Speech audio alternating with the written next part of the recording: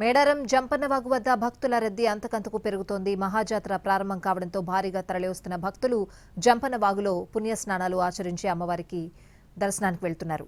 ఇదే అంశానికి సంబంధించి మరింత సమాచారం మా ప్రతినిధి సారంగపాణి అందిస్తారు. జంపన్నవాగుకు భక్తజనం పోటెత్తుతుంది. ఇవాళ సారలమ్మ గద్దెలపైకి వస్తున్న నేపథ్యంలో భక్తులు పుణ్యస్నానాలు ఆచరిస్తున్నారు. బస్టాండ్ నుంచి నేరుగా ఇక్కడికి వచ్చి పుణ్యస్నానాలు ఆచరిస్తున్న పరిస్థితి మనం ప్రస్తుతం అయితే తీసుకోవచ్చు. చిన్న పెద్ద అనే తేడా లేకుండా అందరూ వచ్చి ఇక్కడ సంపెంగ వాగులో స్నానాలు ఆచరిస్తున్నారు. ముఖ్యంగా ఈ జంపన్న వాగుకు పెద్ద చరిత్రే ఉంది. దీంతో పాటు ఇక్కడ పూజలు చేయడము, పుణ్యస్నానం ఆచరించిన తర్వాతనే మళ్ళీ సమ్మక్క సారలమ్మ గద్దెల దర్శనానికి వెళ్తూ ఉంటారు భక్తులు. ముఖ్యంగా వివిధ ప్రాంతాల నుంచి వచ్చే భక్తులు ఇక్కడ పూజలు చేసి మరి ఇక్కడే జంపన్నకు మొక్కులు సమర్పించుకుంటున్న పరిస్థితి కనిపిస్తుంది. కొంతమంది ఉన్నారు, వారితో మాట్లాడదాం. ఏమేమి పూజలు చేస్తారు, మీరు ఎక్కడి నుంచి వచ్చారు? అది యాదాద్రి డిస్టిక్ రామన్నపేట మండలం, రామన్నపేట నుంచి వచ్చాము. ప్రతి సంవత్సరం ప్రతి రాండవకు వస్తూ ఉంటాం మేము. ఇక్కడ అమ్మవారి ప్రతిమను తీసుకొచ్చి వాగులో స్నానం చేసి పూజ చేసి అమ్మవారి గద్దెలేసి ఎత్తు బంగారం ఒప్పజెప్పి అమ్మవారికి నియమ నిష్టలతోటి ఆనందంగా చేసుకొని ఇంటి దగ్గర గద్దెలు వేసుకొని తీసుకొచ్చి మళ్ళీ ఇక్కడ గద్దెలు వేసుకొని అమ్మవారి ప్రతిమలకు పూజ చేసి తీసుకెళ్తాం. ఇక్కడ స్పెషల్ ఏంటిది జంపన్న వాగులో చేయడం? జంపన్న వాగులో స్నానం ఆచరించడం అని అంటే సమ్మక్క కొడుకు ఈయన ఇక్కడికి వెళ్ళి స్నానం ఆచరించి ఇందులో ప్రాణం ఎడుస్తాడు, ఆయన ప్రాణం త్యాగం చేస్తాడు. ఇందులోకి వెళ్ళి స్నానం చేసి ఇక్కడ స్నానం ఆచరించి అమ్మవారిని దర్శనం చేసుకుంటాము. ఎత్తు బంగారము బెల్లాలు అన్ని ఇచ్చి అమ్మవారికి మొక్కలు అప్పచెప్పుకుంటాము. 2 నెలలకు ఒకసారి ఖచ్చితంగా వస్తాం. ముఖ్యంగా ఈ కంకకు సంబంధించి అది పెట్టుకుంటారు కదా, దేనికోసం?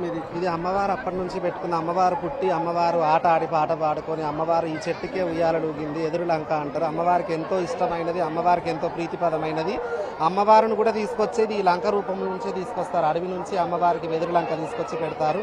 అక్కడ ఉన్న గద్దెల మీద కూడా అమ్మవారికి లంకనే ఉంటుంది. ప్రస్తుతం అయితే చూసుకోవచ్చు, జంపన్న వాగులో సైతం వీళ్ళు సుదూర ప్రాంతాల నుంచి వచ్చిన వాళ్ళంతా ఇక్కడే పూజలు చేసి జంపన్న వాగులో స్నానం ఆచరిస్తున్న పరిస్థితి మనం ప్రస్తుతం అయితే చూసుకోవచ్చు. ముఖ్యంగా ఇక్కడ సంపెంగ వాగుకు ఒక చరిత్ర ఉంది. అయితే ఈ సంపెంగ వాగే జంపన్న వాగైంది. యుద్ధంలో ప్రతాపరుద్రుడి కాలంలో ఎవరైతే ఉన్నారో అప్పుడు వీళ్ళు అంటే వీరమరణం పొందారని చెప్తారు. వాళ్ళ చేతుల్లో చావడం కంటే ఇక్కడ ఇందులో పడి ఆత్మార్పణం చేసుకున్నట్టుగానైతే చెప్తున్నారు. అప్పటి నుంచే ఈ సంపెంగ వాగు కాస్త జంపన్న వాగుగా మారిపోయింది. పూర్వనామం చూసుకున్నట్లయితే సంపెంగ వాగుగా అని పిలుస్తారు. జంపన్న వనదేవతలు సమ్మక్క పగిడిద్దరాజుల కుమారుడు, సారలమ్మ నాగులమ్మకు సోదరుడు అవుతారని చెప్తారు. అయితే చారిత్రక నేపథ్యం చూసుకున్నట్లయితే 13వ శతాబ్దంలో కాకతీయ రాజు ప్రతాపరుద్రుడు మేడారంపై యుద్ధం ప్రకటించారు. గిరిజనుల ఏదైతే కప్పం కట్టలేదని చెప్పి ఈ యుద్ధానికి కారణంగా చెప్తూ ఉంటారు. ముఖ్యంగా ఆయన యుద్ధంలో పగిడిద్దరాజు సారలమ్మ గోవిందరాజులు వీరమరణం పొందితే తీవ్రంగా గాయపడ్డ జంపన్న ఈ సంపెంగ వాగులో ఆత్మార్పణం దూకి ఆత్మహత్య చేసుకున్నాడు కనుక అప్పటి నుంచి ఈ సంపెంగ వాగే జంపన్న వాగుగా రూపాంతరం చెందింది. అయితే ఇక్కడ ఉండే నీళ్లు ఎరుపు రంగుగా, ఆయన రక్తంతో ధారపోసిన ఆ జలం కాబట్టి జంపన్న వాగు ఆ సంపెంగ వాగు ఎర్రగా మారిందని చెప్తుంటారు. అయితే ఇక్కడ ఏదైతే మట్టి సాయిల్ను బట్టి మాత్రమే ఎరుపు రంగుగా మారుతుంది అనేది మరొక చరిత్ర అయితే చెప్తుంది. ముఖ్యంగా దీనికి ఎంతో చరిత్ర ఉంది. అందుకే జంపన్న వాగు స్నానం ఆచరించిన తర్వాతనే మేడారం వచ్చిన ప్రతి భక్తుడు జంపన్న వాగు వచ్చిన తర్వాత ఇక్కడ పుణ్యస్నానం ఆచరించిన తర్వాతనే సమ్మక్క సారలమ్మ గద్దెలకు దర్శనానికి వెళ్తారు. ఇది జంపన్న వాగులో భక్తుల రద్దీకి సంబంధించి పూర్తి అప్డేట్స్. కెమెరామెన్ సత్యంతో సారంగపాణి, NTV, మేడారం నుంచి.